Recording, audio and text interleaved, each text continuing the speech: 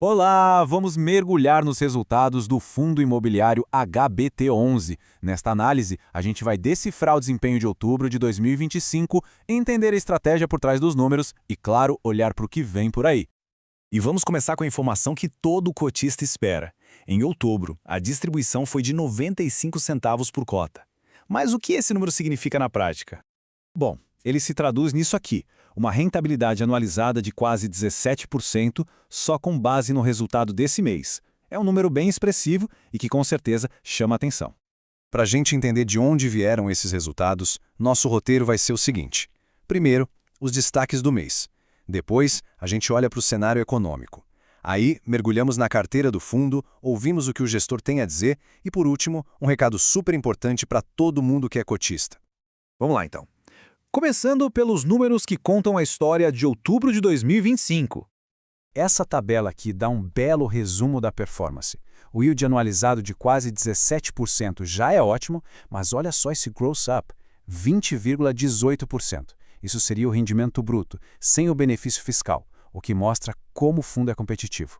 E o que salta aos olhos é este último dado. O fundo rendeu 121% do CDI no mês, ou seja, superou, e com folga, uma das principais referências do nosso mercado.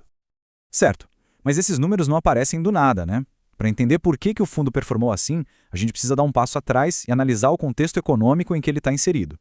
E aqui a gente vê uma coisa bem interessante, um contraste. Lá fora, nos Estados Unidos, o Banco Central já começou a cortar os juros. Aqui no Brasil, o Banco Central pisou no freio e manteve a Selic lá em cima, por causa da inflação.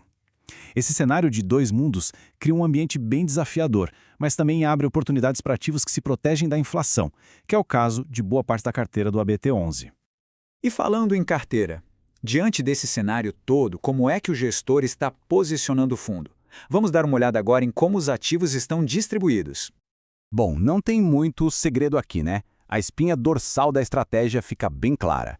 Quase 90% do patrimônio está alocado em CRIs, os Certificados de Recebíveis Imobiliários. É daí que vem a maior parte do resultado do fundo. E se a gente der um zoom nesses CRIs, a gente vê a especialização do fundo. Quase metade da carteira está no segmento de multipropriedade. Em seguida vem loteamentos. Juntos, esses dois setores representam mais de 3/4 da carteira de CRIs. É um foco bem definido. E para não ficar só no gráfico, aqui está um exemplo prático do que foi feito. Uma alocação de mais de 20 milhões de reais num CRI com uma taxa bem atrativa, de IPCA mais 11%, reforçando justamente aquela posição no segmento de multipropriedade. Certo, já entendemos o cenário, vimos a carteira, mas e daqui para frente? Qual é a visão da gestão do fundo?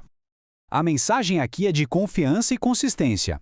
A gestão reforça que segue firme na sua estratégia principal, focar em ativos indexados à inflação.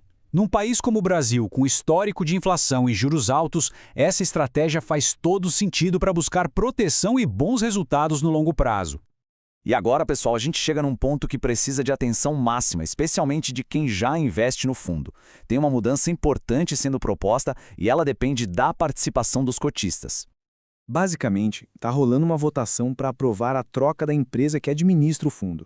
A ideia é buscar um serviço que traga mais eficiência e, principalmente, que seja mais barato. E por que isso é bom? Os benefícios são bem diretos, operações mais rápidas, mais transparência e o melhor de tudo, redução na taxa de administração. Menos custo significa mais dinheiro no bolso do cotista no final do dia. Simples assim. E participar é muito fácil, viu? Tem 3 jeitos. Ou por uma notificação no aplicativo da corretora, ou mandando um e-mail, ou entrando direto no portal do administrador. Não tem desculpa para não votar. E atenção, a informação mais crítica é esta. O prazo final é 26 de dezembro de 2025. Então, é fundamental marcar na agenda e participar, porque essa mudança depende do voto de cada um para ser aprovada.